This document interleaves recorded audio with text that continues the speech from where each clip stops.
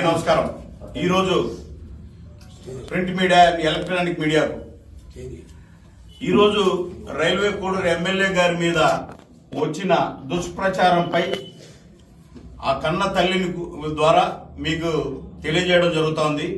ముఖ్యంగా ఇసుకపట్ల సృజన్ అనే ఒక ఆయన మన సింహాద్రిపురంలో ఉద్యోగం చేస్తూ పంచాయతీరాజ్ డిపార్ట్మెంట్లో చనిపోయినాడు. చనిపోతే మానవతా దృక్పథం కింద ఆయన కూతురైనటువంటి వీణ అనే ఆమెకు మొట్టమొదటి పోస్టింగ్ రైల్వే కోడూరులో ఇచ్చారు. 2021 మార్చి 13వ తేదీ రైల్వే కోడూరు పంచాయతీ ఆఫీసులో జాయిన్ అయింది. 2 ఏళ్లు ప్రొబేషనరీ పీరియడ్ అయినా ఈ రోజుకి 5 ఏళ్ళైనా ఇంతవరకు ఆ అమ్మాయికి సర్వీస్ రిజిస్టర్ కాలే. చెక్ చేసుకోండి. ఎందుకంటే సర్వీస్ రిజిస్టర్ ఇవ్వాలంటే ఆ కాండక్ట్ వాళ్ళు ఏదో కావాలి. మీరు ఇకపోతే ఏమన్నారు, కానీ ఎలా జీతం తీసుకునేందో ఆ దేవుడికి తెలియాలి. ఎస్ఆర్ కూడా స్టడీ కాకుండా ఈ లేడీ మా ఎమ్మెల్యే దగ్గరికి పిఏగా ఉంటాను అని వెళ్ళింది. ఆ రోజే మేము ఇదే సినిమా కాదు, ఎవరు ఆడవాళ్ళు అర్ధరాత్రులు అపరాత్రులు వద్దు అని చెప్పి ముఖ్యంగా ఇన్ఛార్జి గారైతే మేమైతేనేమి జనసేన ఖండించాం.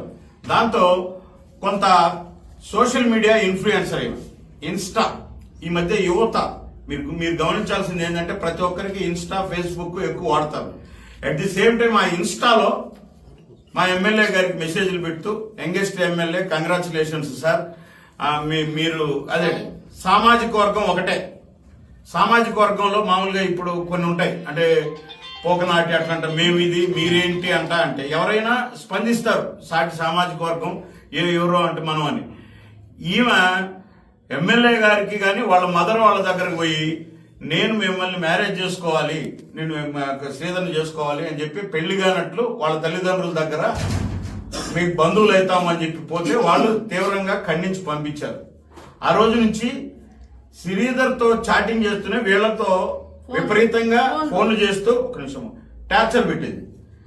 ఎటువంటి టార్చర్ అంటే అటువంటి టార్చర్. ఆమె నేను హిస్టరీ చెప్పను కానీ ఆమె ఈ విషయం తెలిసినాక మా బాధ్యతగా తీసుకొని నేను ఒకసారి ఆమెకు ఫోన్ చేశాను.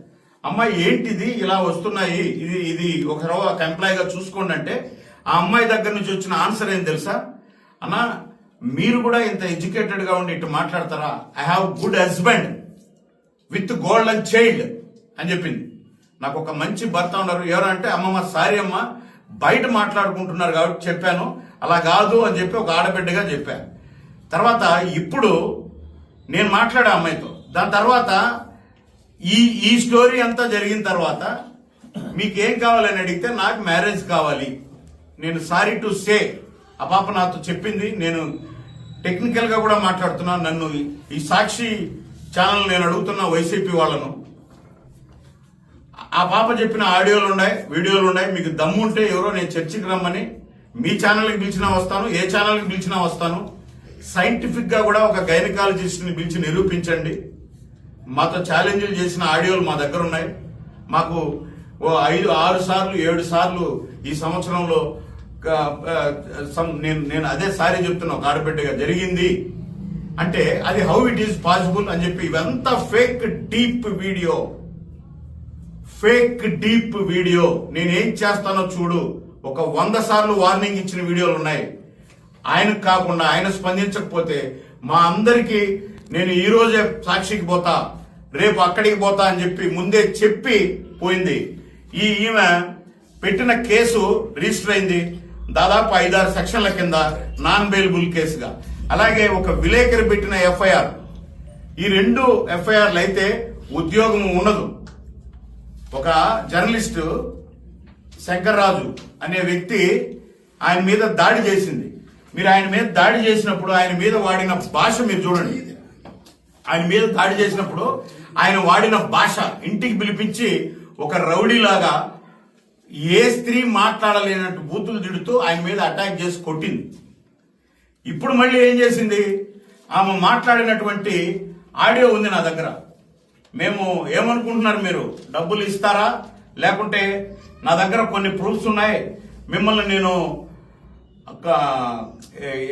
నేను వదలను అని చెప్తూ అని. సరే ఏం మాట్లాడిందంటే కొన్ని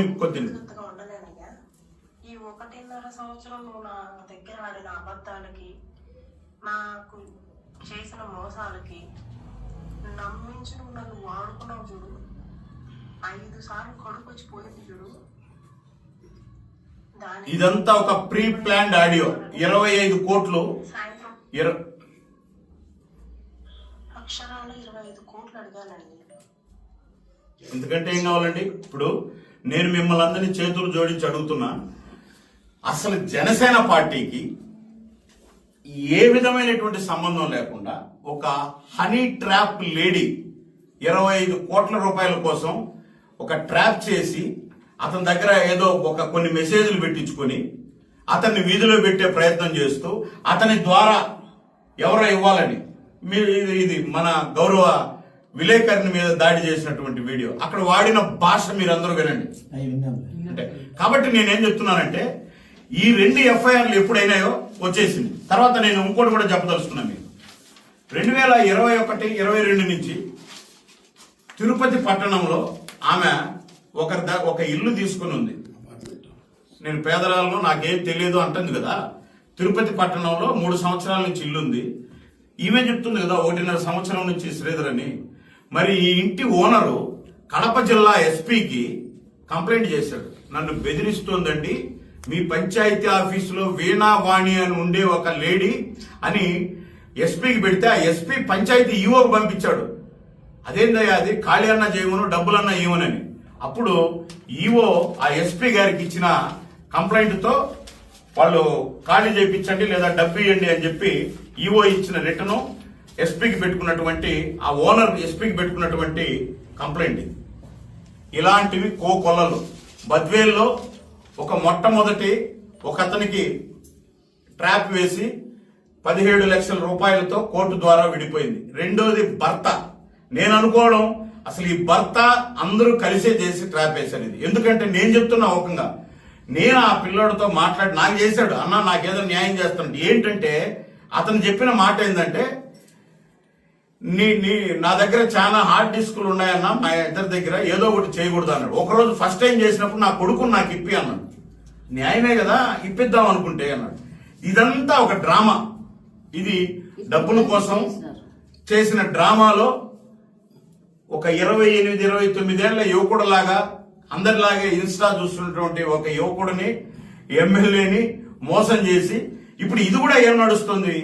నేను ప్రత్యక్షంగా నా చెల్లెలు లాంటి దానివమ్మ నువ్వు రా కూర్చొని మాట్లాడదామని నేను పిలిపిస్తే నాతో ఆ పాప దాదాపు 1 అవర్ 1.5 అవర్ మాట్లాడింది. మీకు నేను ఓపెన్ చెప్తున్నాను. సరే అన్నా సరే అన్నా సరే అన్నా. దాని తర్వాత మాకు తెలుస్తాయి కదా.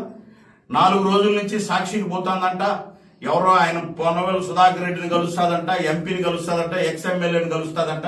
ఇందాక సాక్షిలో ఎక్స్ఎమ్మెల్యే గారు కూడా నేను మీకు అండగా ఉంటాను ఆ పాపకు అన్నారు. ఎస్, మేమేమండి పవన్ కళ్యాణ్ గారు, జనసేన పార్టీ, ఎన్డీఏ ఎవరైనా సరే అన్యాయం జరిగిన మహిళలకు అండగా మేమెందుకున్నాం. నేను ఎమ్మెల్యే గారిని కోరేది ఒకటే, న్యాయానికి అండగా ఉండండి. దాంట్లో నిజాలు ఎన్నో అండగా ఉండండి. లేదంటే ఇక్కడ చూస్తూ కూర్చోమేము చాలా మందికి మేము అండగా ఉండాల్సింది వస్తుంది. అటువంటి విషయాల్లో మీరు కెలికి అనవసరంగా దీన్ని రాద్ధాంతం చేయొద్దు. ఆల్రెడీ సాక్షి ఏం పెట్టిందండి? సాక్షి ఫేస్బుక్ లో పరిచయాన్ని అలా చేసుకుని మహిళా ఉద్యోగులపై వేధింపు పర్యం. ఫేస్బుక్ లో